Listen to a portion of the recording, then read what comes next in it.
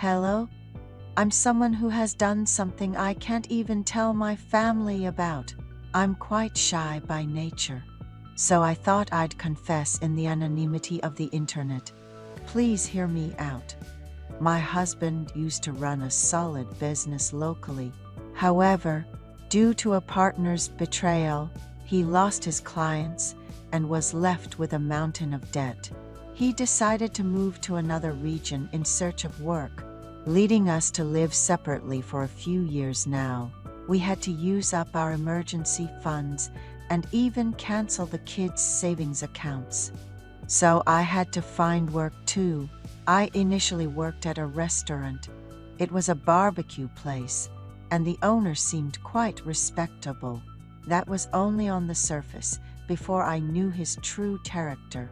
I heard his wife was frail and usually stayed home, though she would sometimes help out at the counter when it was busy. But I always thought she was mostly homebound.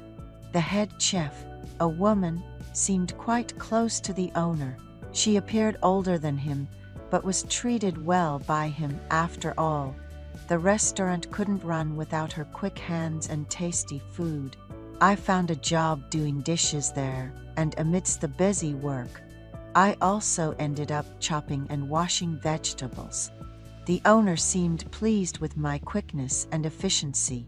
It was a well-established restaurant in the area, a place my family and I had visited several times.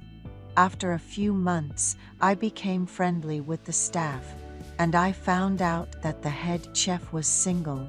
One of the servers whispered that it was good for her to have a man in her life, even if she wasn't married. I wasn't interested in her personal life, including who she might be seeing, but when a server teased me to guess who it might be, and I showed no interest, she chided me for being so clueless. The only men in the restaurant were the owner and a college student part-timer. That meant the head chef was seeing the owner.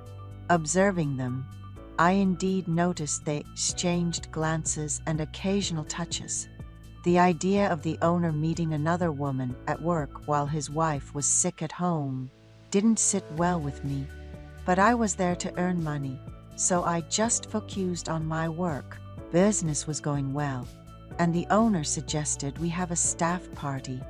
He said we all deserved it and proposed we grill some premium beef cuts. And indeed, everyone ended up quite drunk. I'm not great with alcohol, so I just had one drink to blend in with the atmosphere. All the employees had left, and just as I was about to grab my bag and head home, my boss called me over. He said he wanted to talk, claiming he understood my situation. His earnest look was hard to ignore, but I couldn't just give in.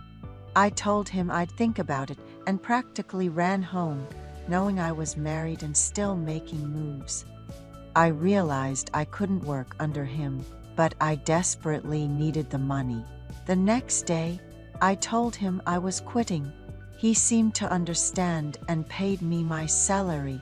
When he asked if I had another job lined up, I said I'd figure it out.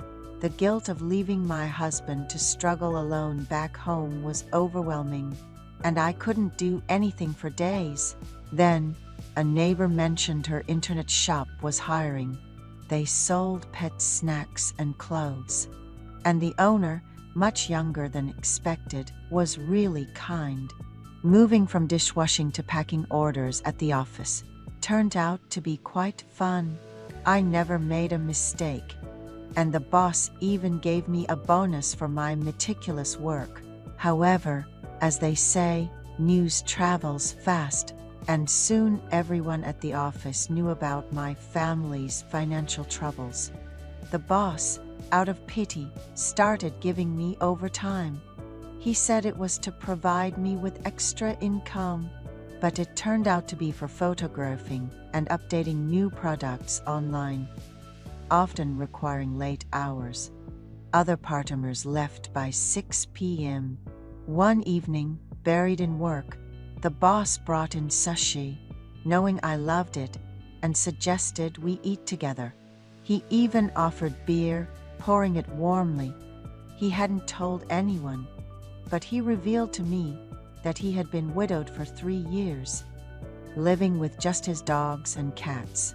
He asked why he was telling me this, and said it was because I was different from the other partners. I was quiet and diligent. That night, I forgot I was a married woman and found myself close to him on the narrow office couch. He was in good health. When I finally came to, it was past midnight. I had missed several calls from my daughter and rushed home, feeling embarrassed. Continuing from the previous narrative, the person reflects on a particularly eventful night. They woke up past midnight to find several missed calls from their daughter on their phone, which left them feeling embarrassed as they rushed home. Unable to explain their profuse sweating to their curious daughter, they kept their enjoyment of the evening to themselves, smiling secretly. Since that night, they have been seeing the restaurant owner regularly. Although they occasionally receive calls from their husband, causing their voice to tremble likely due to guilt, they continue their secret meetings. The restaurant owner, citing a busy schedule, often asks them to work late, which leaves them feeling physically exhausted yet emotionally uplifted. Despite feeling guilty towards their husband, they decide to proceed with caution in their affair.